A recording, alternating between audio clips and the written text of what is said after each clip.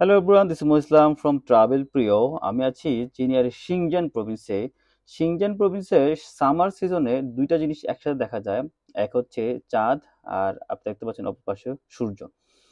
আহ, শিংজানের summer সিজনে দিন অনেক বড় হয়ে থাকে, 16-17 ঘন্টা দিন থাকে। দেখা যায় যে রাত 10:30 10:30টার দিকে হচ্ছে সূর্য অস্ত যায়, এবং সকাল 6টা থেকে 7টা এমন সময় হচ্ছে সূর্য উদিত হয়।